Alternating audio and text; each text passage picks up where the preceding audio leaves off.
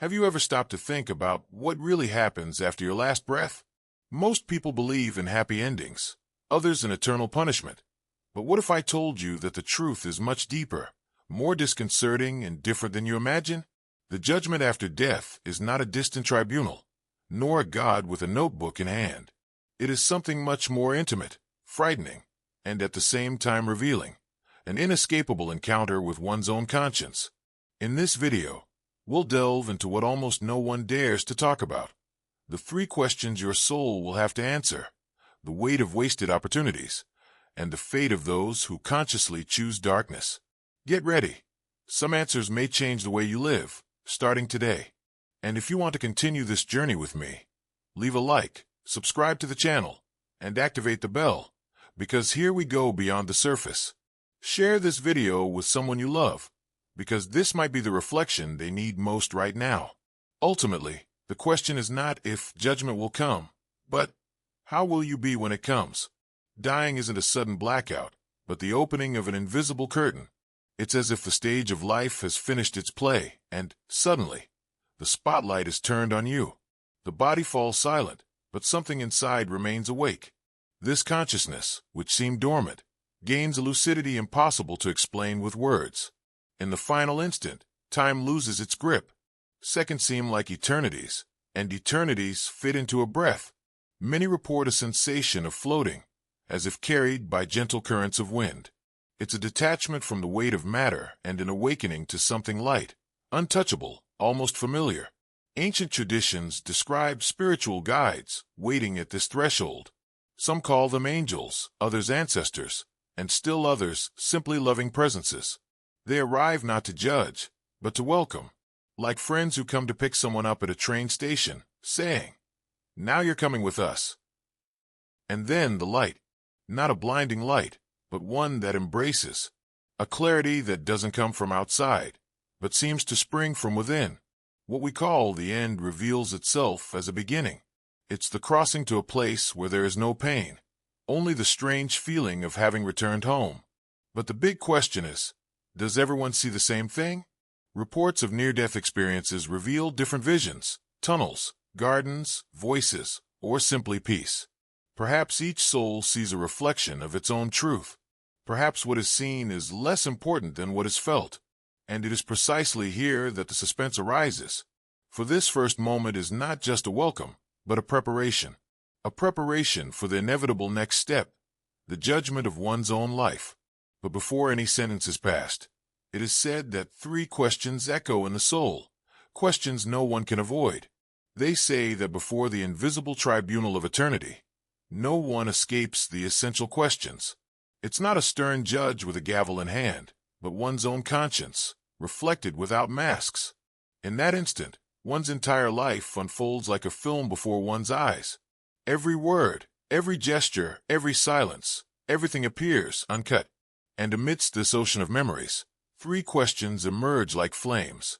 The first is direct and disarming. Did you truly love? Religion, wealth, diplomas, or the number of followers you gain don't matter. What matters is the intensity with which your heart opened, even in the simplest situations.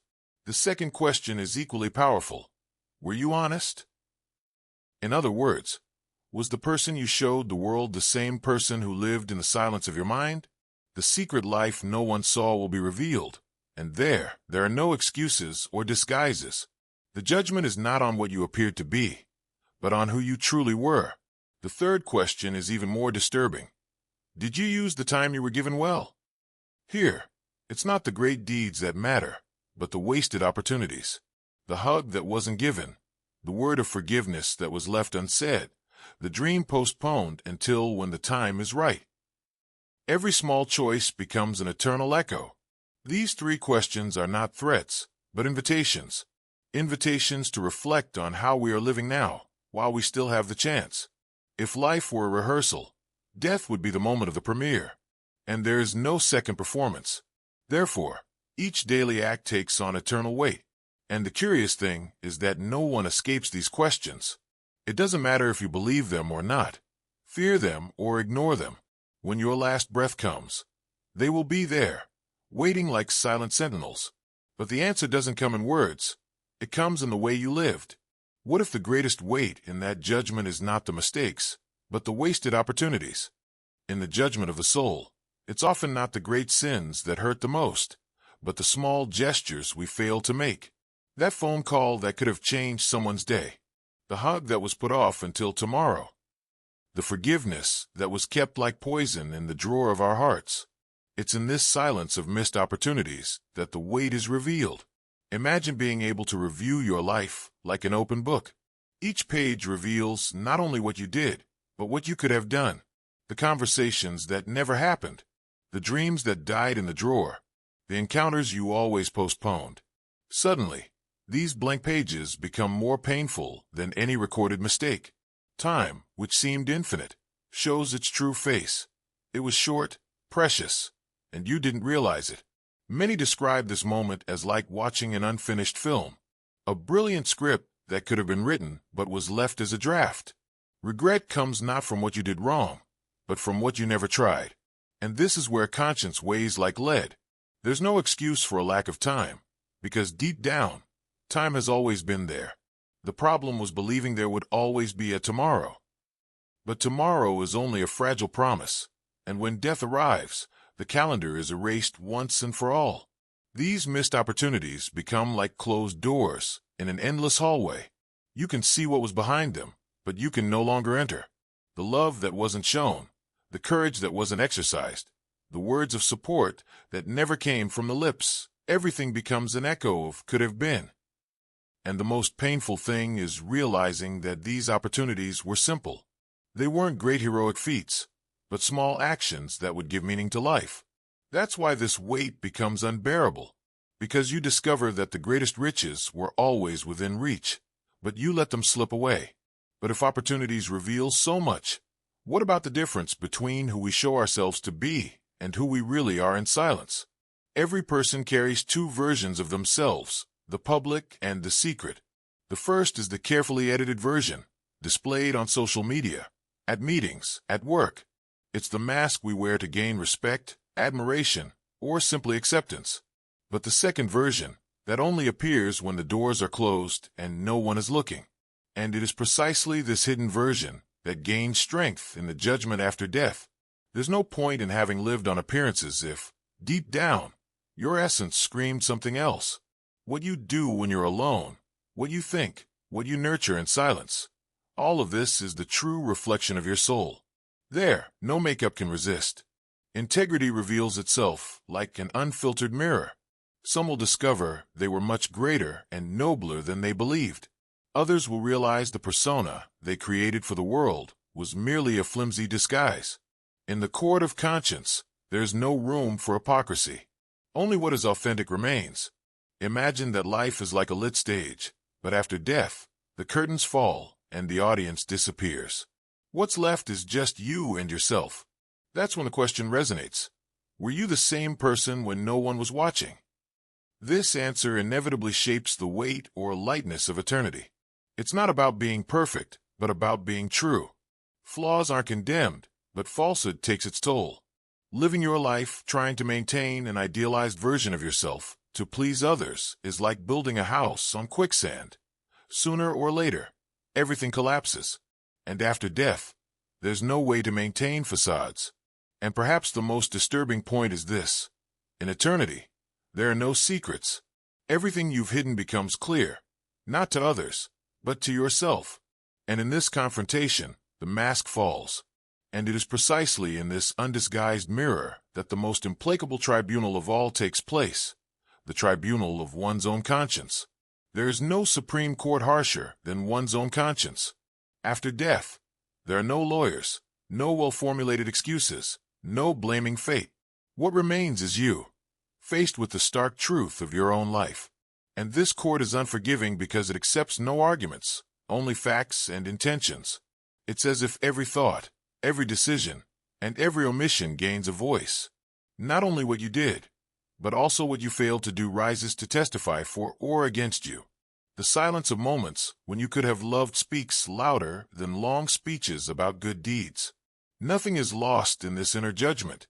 The most uncomfortable thing is that there's no deceiving yourself in this courtroom. Here, You see yourself from the inside out, without the filters you use to protect yourself. It's like watching your own reflection in a mirror that shows the soul in its purest form. No lie, no self-deception can stand. Some describe this experience as a purifying fire. It's not an external punishment, but the pain of seeing everything that could have been different. It's a spiritual reality check, where regret is inevitable. But at the same time, this judgment can also reveal beauty. When we discover that much of what we did with love had eternal value, it's important to remember that this judgment isn't meant to humiliate, but to awaken. It reveals who you truly were, and this is both frightening and liberating. For some, it will be a crushing weight. For others, it will be a profound relief. It all depends on the life each person chooses to live. And in the end, the court of conscience makes clear an inescapable fact. There is no escape from yourself. You can fool the whole world, but you can never fool your own soul. But if the tribunal of conscience is inevitable, there is one detail that makes everything even more dangerous: the illusion of tomorrow. Perhaps the greatest spiritual trap is the belief that we will always have more time. Tomorrow I'll change. Tomorrow I'll forgive. Tomorrow I'll start living for real. But tomorrow is a smiling ghost that never guarantees its arrival. It seems near, but it always slips into the future, letting the present slip through our fingers. How many dreams were buried with the excuse of tomorrow? How many reconciliations never happened because someone believed they'd get another chance? Tomorrow is comfortable because it postpones the discomfort of acting now. But life is relentless. It demands time, not promises. And when the clock stops, there's no credit for extra seconds. Death, in this sense, neither warns nor sends an invitation. It arrives in the midst of routine, in the midst of still unfinished plans, in the midst of interrupted sentences. And that's when illusion reveals itself cruel. You discover that you've always lived hoping to begin living, but never actually started. Tomorrow was just a disguise for the soul's procrastination.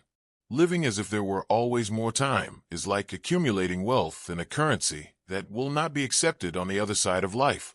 The value lies not in what you think of doing, but in what you actually do. Every opportunity postponed becomes a spiritual debt that tomorrow never repays. And when consciousness awakens to this fact, the impact is brutal. It's not the fear of death that hurts, but the realization that one never lived fully. The feeling of having wasted one's life on trivial distractions is the true hell that many carry with them after their last breath.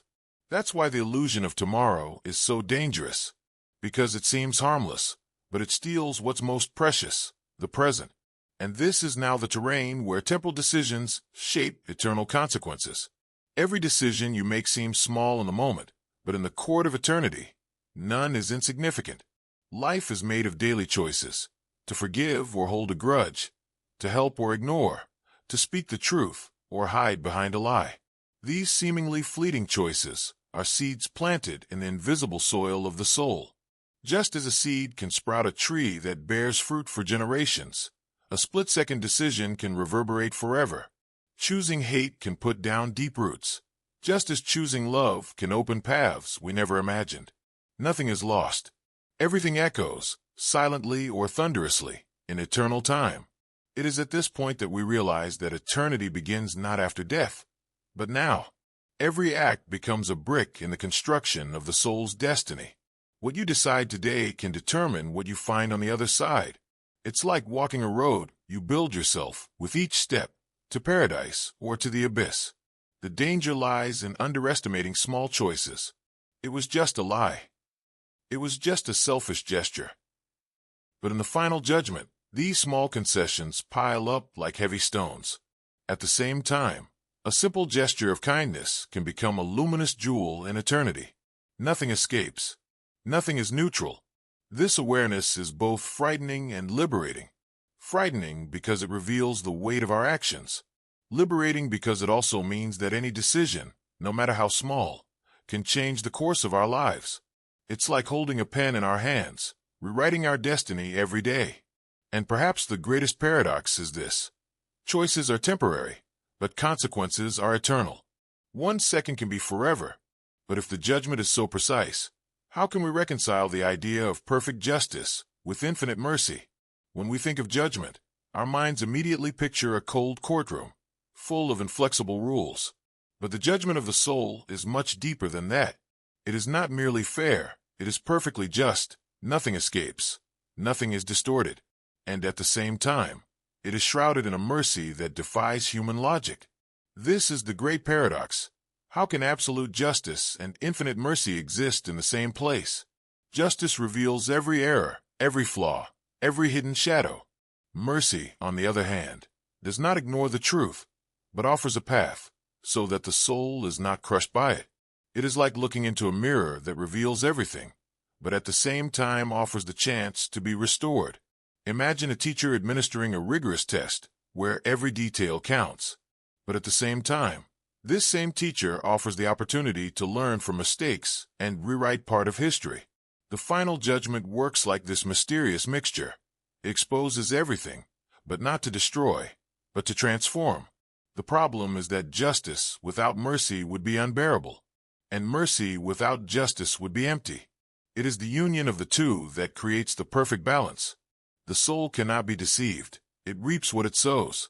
But it also discovers that there is room for something beyond condemnation. There is room for redemption. This tension between justice and mercy is what gives judgment its transformative power. It is not just a cold condemnation, but also an invitation to renewal. It is like fire. It burns, but it also purifies. The soul goes through this experience with tears, but it can emerge from it cleaner, truer, more whole. And perhaps it is precisely this fusion that is most disconcerting.